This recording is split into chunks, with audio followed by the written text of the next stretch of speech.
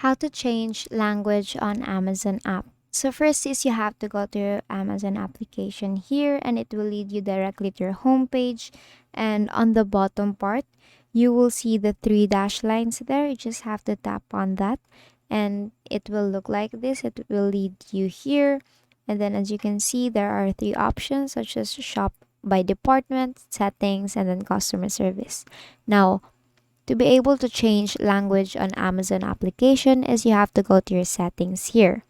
Now, these options will actually come out: country and language, notification, permissions, Alexa, manage app storage, rate our app, legal and about, switch accounts, and sign out. Now, I want you to go to country and language there.